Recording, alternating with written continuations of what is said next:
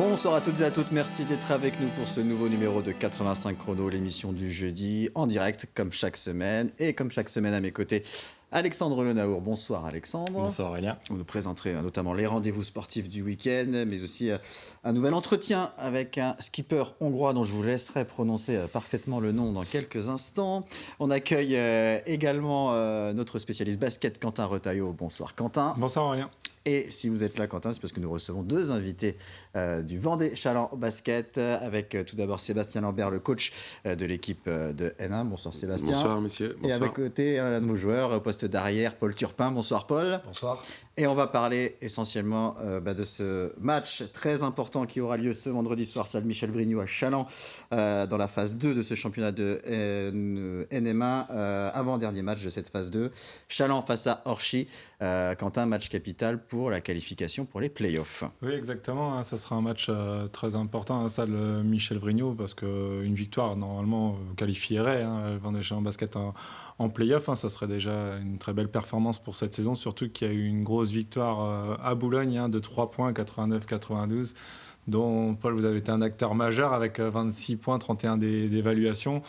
Vous revenez avec la confiance et avec l'enchaînement de 3 victoires à la suite, ce qui n'était pas arrivé depuis longtemps quand même. Je vais le souligner, mais du coup, là, vous abordez comment ce match contre Orchy à domicile ? D'abord avec pas mal de confiance. Après 3 victoires, c'est sûr que le moral est au beau fixe et l'envie de pouvoir gagner un 4e match d'affilée, ce qui serait la première fois cette saison. Et puis qui pourrait valider une place en play-off, objectif qu'on a depuis ce début de saison. Donc on est prêt à faire un gros match demain et à remporter cette victoire. Sébastien, vous êtes allé à Boulogne diminuer quand même, toujours l'absence de Rachta Davis, il manque aussi Berchel en poste 5 là-bas, donc une raquette diminuée, vous en êtes quand même sorti, un match à l'arraché. Ouais, c'est un petit peu ça. Alors, paradoxalement, on trouve des vertus quand on est vraiment dans le dur. On a cette tendance à réussir à se sublimer un petit peu, à se dépasser, le dépassement de soi, et puis on se retire aussi inconsciemment certainement un petit peu de pression. On est beaucoup plus libéré et puis voilà, on a tenté notre chance. On savait qu'en prenant 30 au match aller, on avait peu de chances de faire quelque chose. Mais on s'est dit quand même que le sport, c'était aussi par moments des belles surprises et qu'on avait envie de jouer notre place et notre chance à fond, tout simplement. Et c'est pas là le plus dangereux après une victoire à 19 points à Orchy.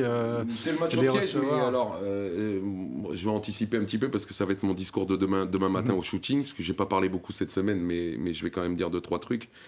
Je pense qu'on a le meilleur exemple en fait sur notre dernier match. On perd de 30 à domicile et on gagne de 3 là-bas avec une équipe diminuée. Donc un match ressemble jamais à un autre. On a gagné de 19 à l'aller, ça ne veut rien dire sur le match de demain. Voilà, et on a l'exemple concret sur le dernier match. Donc je pense qu'on ne se laissera pas piéger. Du coup, Paul, vous allez quand même vraiment l'aborder. Est-ce qu'on sait que vous auriez été en poule A, vous auriez eu plus de victoires que quand vous vous retrouvez là en poule B. Vous faites pour l'instant très bien le job, donc qualification en play-off, c'est vraiment l'objectif. Ouais, l'objectif, c'est de se qualifier dès demain soir, c'est de faire encore un bon match, chose qu'on arrive à faire depuis ces 3 belles victoires. Et puis, je pense qu'il y aura une salle qui sera bien garnie demain. C'est aussi un moment important parce qu'il ne reste plus beaucoup de matchs dans la saison. C'est un moment important pour nous, pour partager aussi ces belles victoires avec nos supporters. Donc, on a hâte d'être à demain et voilà, comme a dit Sèvres, tous les matchs sont différents. Ça sera une belle bataille et on fera tout pour en sortir vainqueur, ça c'est sûr. Alors on rappelle que ce match Chaland-Orchy sera diffusé en direct sur l'antenne de TV Vendée, coup d'envoi à 20h. Et donc on précise aussi que pour les supporters, ce sera gratuit pour les moins de 18 ans. Et donc on rappelle, une victoire, elle sera synonyme de qualification pour les playoffs. Sébastien, que dire de cette équipe d'Orchy ? Quelles sont un peu ses particularités ? Ouais, c'est une équipe avec de l'expérience, c'est un mélange de pas mal de choses, qui a changé de coach en cours de saison il n'y a pas si longtemps que ça, qui est plutôt sur un bon bilan, qui a changé aussi ses 2 étrangers, donc ils sont dans une dynamique qui est complètement différente. On les a amenés quelque part dans une mauvaise dynamique avec notre victoire de 19 là-bas. Je trouve qu'ils ont bien réagi à Toulouse, on s'attendait potentiellement à une défaite, mais ça n'a pas eu lieu. Non, il y a de l'expérience, il y a de bons étrangers. Bon, voilà, on verra. Moi, j'ai pas pour habitude de m'occuper de ce qu'il y a en face. Voilà, donc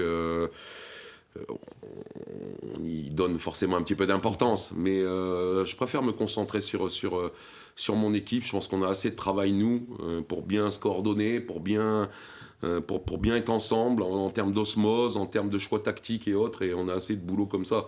Voilà, demain soir, il faudra mettre l'intensité défensive qu'on a mis sur les derniers matchs, et à partir de là, ça dépend que de nous et pas forcément d'eux. Donc c'est ça le plus important pour moi. Et du côté de votre effectif, on pourrait avoir certains retours ou c'est toujours... Non, ça va être compliqué, je pense. On va être entre le match de... Ça passe en live, là ? Ah oui, on en direct. D'accord. Non, il n'y aura pas Rachat Davis, c'est sûr. Patrick Clérance, on le sait. On va tester... on a testé Gary Berchel ce matin et on va retester demain. Et on est vraiment borderline. Donc, on va se situer entre le match... En termes d'effectifs, entre le match de Mulhouse et le match de Boulogne. Avec ou sans Gary Berchel, on en saura plus demain.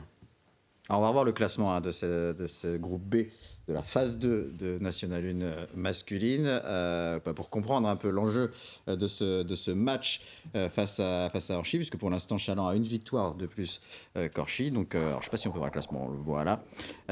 Et donc il faut être dans les 7 premiers pour participer aux playoffs.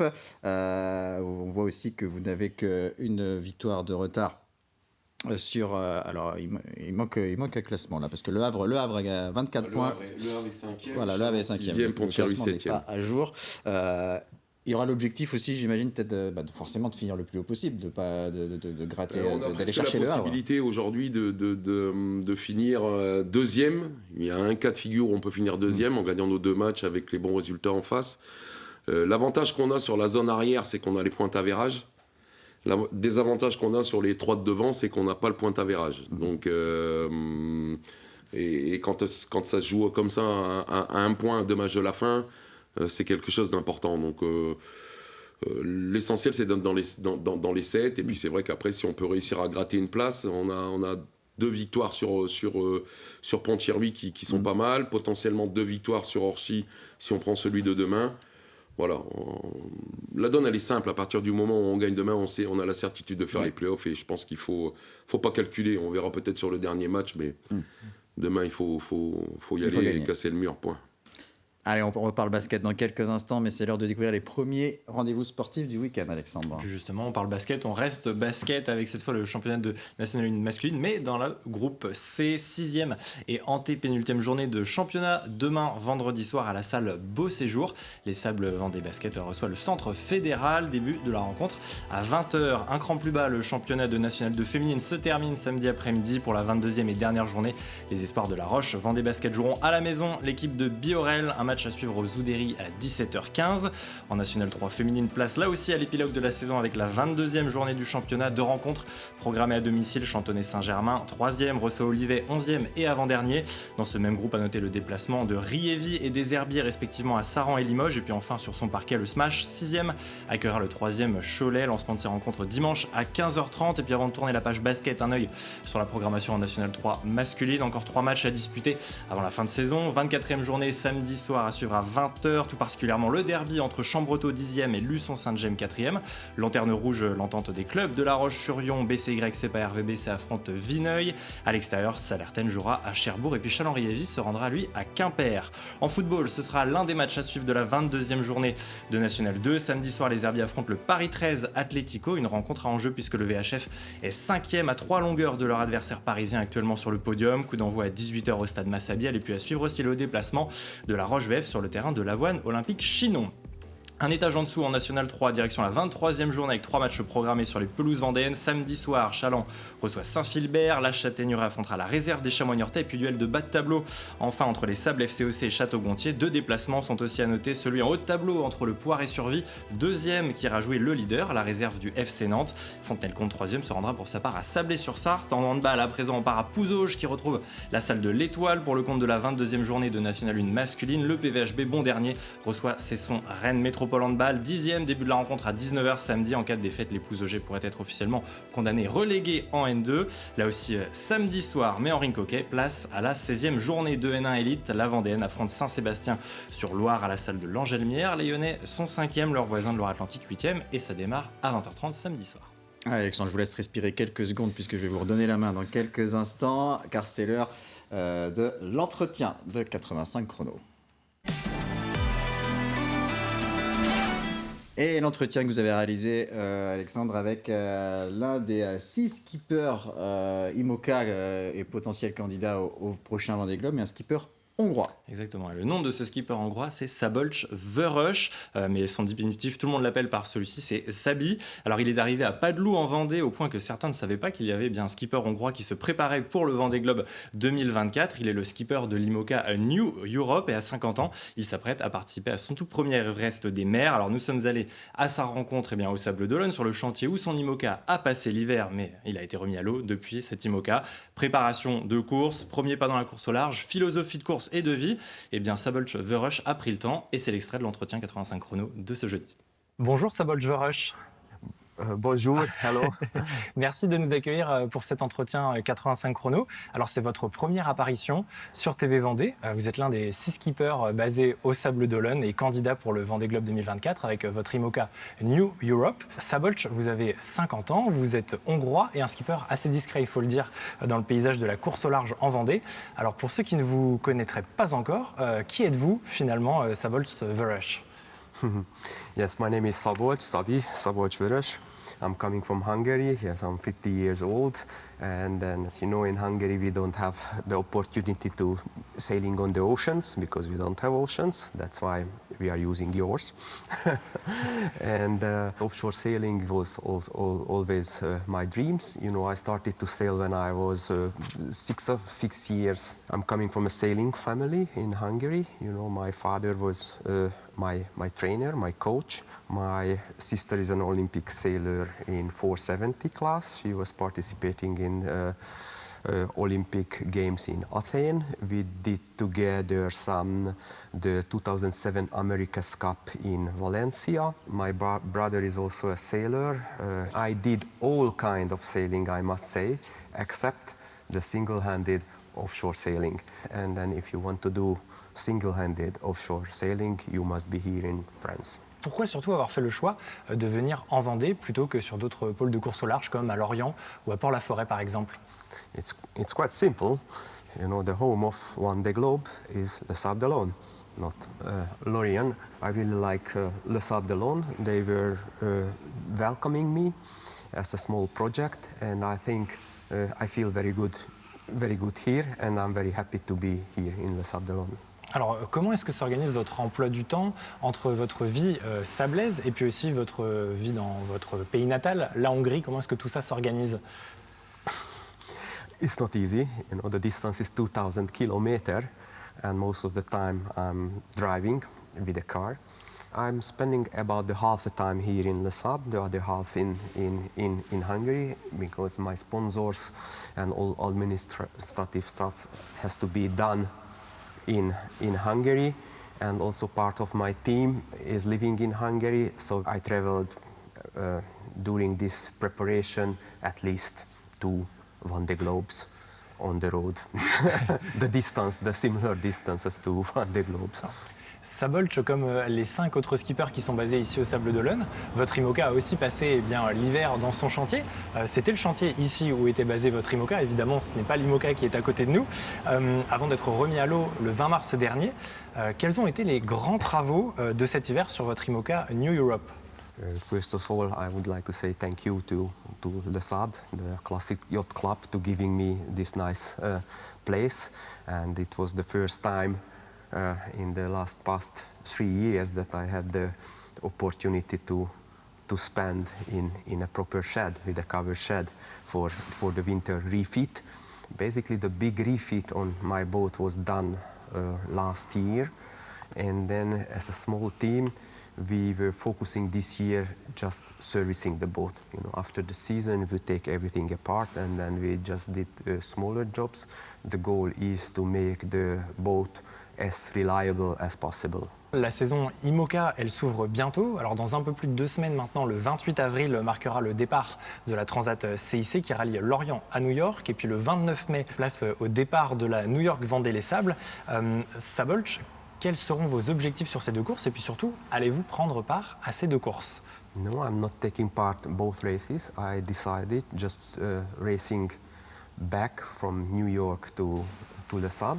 You know, the qualification is quite tight, but now in the last years, so the picture getting more and more clear, and it looks like that I'm safe with the miles. So if I'm finishing the New York one-day race is enough for me. I think it's safer, and then we have the options to calibrate the boat or getting to ready, and that's why we decided to sail to New York in delivery mode, as many other teams, I think. On peut le rappeler justement, vous l'avez bien dit Szabolcs, donc il y a aussi plus de candidats que de places disponibles pour ce Vendée Globe. 44 skippers pour seulement 40 places et puis vous êtes provisoirement qualifié puisqu'actuellement dans la 34e position dans le tableau de sélection pour le Vendée Globe. Ce Vendée Globe 2024 pour vous, ce sera le tout premier, Szabolcs. Vous dites aussi vous inscrire dans le siège d'un certain Nandor Fa qui est le seul et unique skipper hongrois à avoir participé et terminé un Vendée Globe avec 3 participations, 1992, 1996 et 2016 et double finisher de l'épreuve. C'est un modèle pour vous? Yes, Nandor is my mentor. He was the first non-French sailor making the Vendée Globe, so it means for me that everything is possible. So it's not crazy to having a dream like this. All you have to do is working very, very hard. Nandor is helping me a lot. He is also living half time in Le Sable, half time in Hungary. He likes to be here very much, and he's giving lots of advices. He is a very big help and motivation for me as well. Quel est peut-être pour l'heure le plus précieux conseil qu'il ait pu vous transmettre? I think it's the attitude, the behavior. I think I had to learn the philosophy because it was very far from me, the single-handed sailing, the project, the pressure, the problems. I see that how calm Nandor is and how he trusts, he has the faith, and then just work, and then he's showing me that don't worry, everything will be in the right time, in the right place. And this kind of attitude is helping me a lot.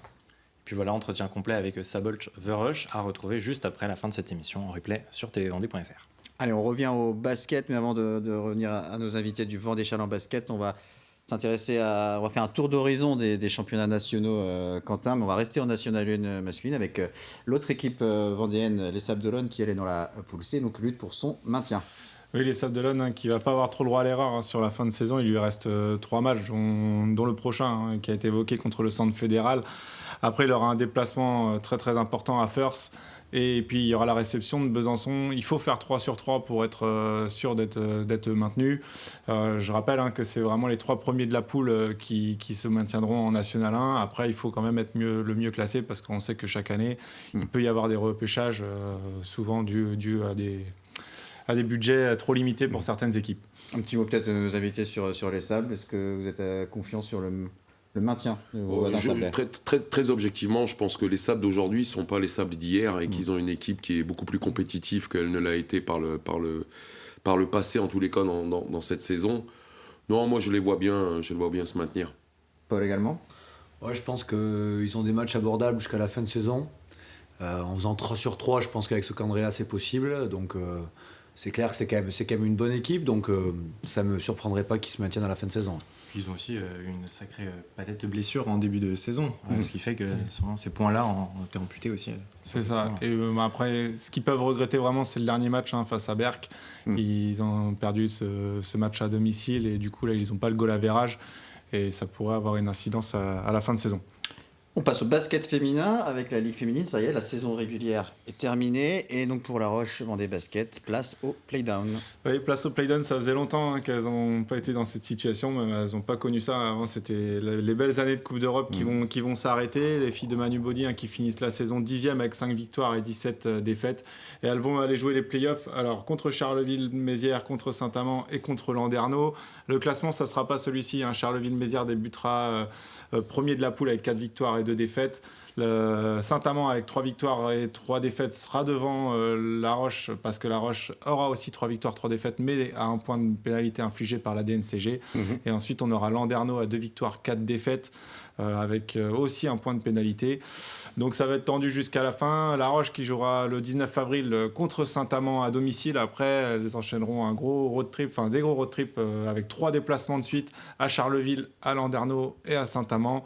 Et puis après la réception de Charleville et la réception de Landerneau qui pourrait peut-être être le match du maintien, probablement. Donc ça va être tendu, surtout que les jeux Manu restent toujours avec ses 7 pros et puis les jeunes du centre de formation. Maintenant, il sait ce qu'il lui reste à faire. Allez, un rapide tour d'horizon des autres championnats avec la Nationale 2 masculine et Saint-Georges-Montaigu qui joue le maintien également. Saint-Georges qui joue le maintien, les hommes de Paul Ramon pareil qui vont avoir une fin de saison plutôt tendue avec un déplacement à Orsarieux. Après ils vont recevoir le Toac et puis ils auront ce derby face à Rosé pour terminer la saison. Donc c'est pas une fin de saison qui s'annonce facile. Après on sait que Saint-Georges est toujours handicapé par la blessure de Thibault Lonzienne qui a eu lieu à l'entraînement et ça leur fait mal, en tout cas au sein de leur effectif. Maintenant, voilà, ils ont l'équipe pour aller chercher ce maintien en National 2 et on leur souhaite. La Nationale 2 féminine. En National 2 féminine, ça a été compliqué pour les filles ce week-end. Elles ont perdu de 43 points face à la LPCM. Après, elles sont toujours un espoir. On sait que c'est une équipe très jeune. Elles resteront en NF2 l'année prochaine. Elles peuvent tout apprendre. Elles ont perdu contre la LPCM Nantes, qui sera d'ailleurs coachée l'année prochaine par Johan Beaune, l'ancien entraîneur du centre de formation de La Roche. Voilà, elles apprennent et elles continuent leur formation. Et on va terminer avec les championnats de N3. Alors, à chaque fois en N3 masculine et féminine, on a les clubs vendéens répartis en 2 poules. Du coup, on a quand même l'équipe de Chalon-Lévis qui a réalisé la très très bonne opération ce week-end en s'imposant on va commencer pour la poule D, donc entre Luçon et Saint-Gemme qui se joueront salle de la Mariée ce week-end. Chambretot 10e, mais 10e avec 2 points de pénalité parce qu'ils avaient fait jouer José Licouri alors qu'il l'avait mis en tant qu'entraîneur-joueur, donc c'est pour ça qu'ils sont handicapés. Pourtant ils ont 10 victoires.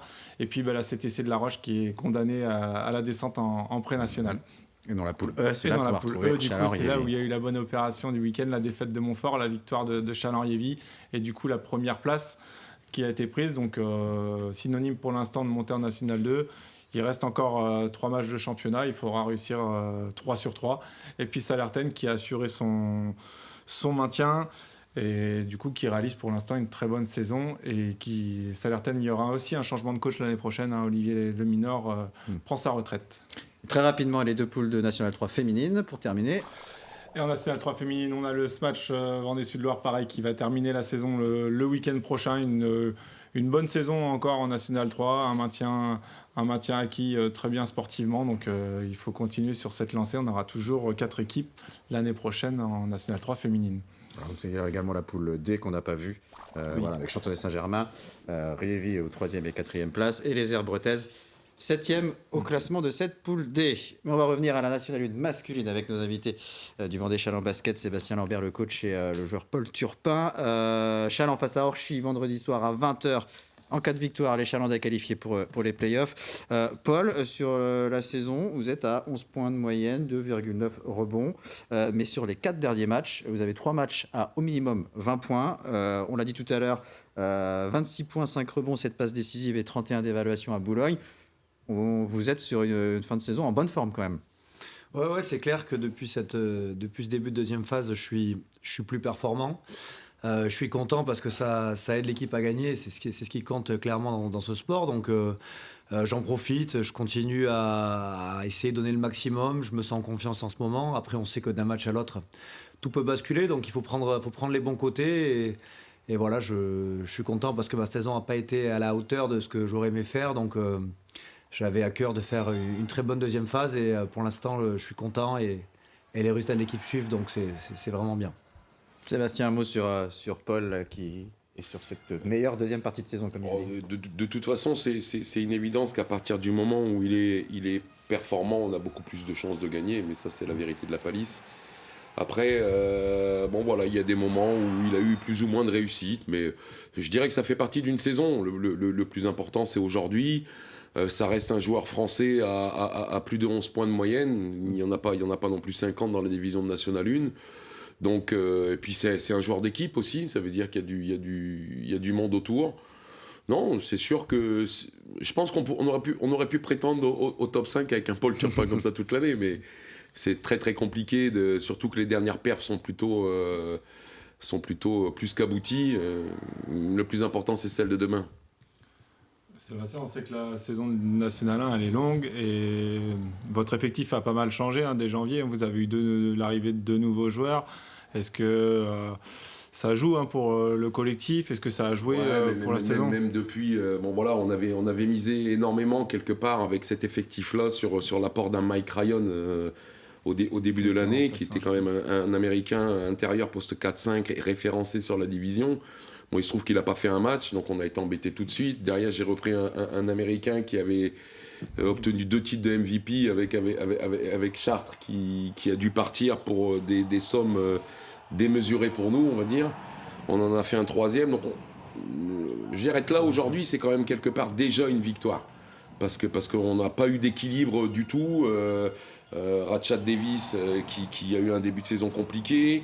On a été un petit peu dans le dur très, très, très rapidement, et puis au bout du compte, on se rend compte à la fin de la phase 1 qu'il nous manque très peu de choses pour être dans le top 5, mais c'est comme ça, et on a fait un choix qui, à un moment donné, de dire, on va prendre des Français plutôt que des Américains, parce que le problème d'un Américain, quand on doit le changer, c'est que il y a du temps pour scouter, et du temps pour les faire venir, enfin, c'est toujours très, très compliqué, donc... Voilà, on a recherché cet équilibre qu'on est en train tout doucement de retrouver, mais c'est pareil, on joue encore avec une équipe totalement différente. J'espère qu'au bout du compte, on arrivera à atteindre nos objectifs malgré cette saison compliquée, tout simplement.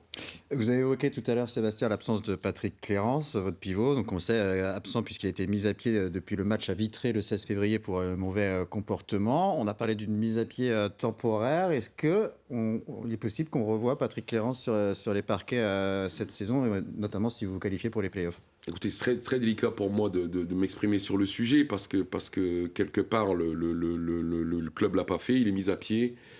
On va arrêter avec toutes les spéculations, entre guillemets, et on ne reverra pas Patrick Clérance jouer cette année au Vendée Chalon Basket. Voilà. Comme ça, c'est clair et tout le monde arrête de se poser les questions, il est mis à pied. Je ne vais pas commenter en fait la mise à pied, c'est une mise à pied de l'employeur, c'est tout, c'est comme ça. La décision a été prise par l'employeur et il faut la respecter, et en tant que coach, je la respecte. J'aurais aimé qu'elle soit différente, mais c'est comme ça. À un moment donné, il faut aussi assumer, malheureusement, les faits et gestes. C'est comme ça. Paul, vous êtes un joueur habitué à la National 1. L'année prochaine, ça va changer encore une fois. Ça faisait quand même longtemps qu'il y avait cette formule-là. Il va y avoir une nouvelle formule, toujours 2 poules de 14. Ça va pas bouger avec des zones géographiques selon les budgets, selon les ambitions des clubs. Donc, et là, cette fois-ci, les 7 premiers seront qualifiés en poule haute, les 7 derniers en poule basse. Du coup, il faudra être dans les 8 premiers pour atteindre les playoffs. Et il y aura toujours les 4 derniers qui descendront en National 2. Vous pensez quoi de cette nouvelle formule? C'est aussi pour les supporters. Je suis pas archi convaincu, très honnêtement, parce qu'aujourd'hui, les équipes qui vont finir dans le ventre mou, à partir de la 7e place qui seront dans la 2e poule, donc à partir de la place numéro 8, auront déjà aucune chance de faire les playoffs. Donc en termes de perspective et d'ambition, c'est un peu compliqué. Je pense que ça va créer beaucoup d'écart. Plus que 8 clubs qui se qualifient en playoff au lieu de 17 actuellement. 16. Je suis pas fan. Cette formule a été, déjà quand elle a été mise en place, a été quand même pas mal commentée.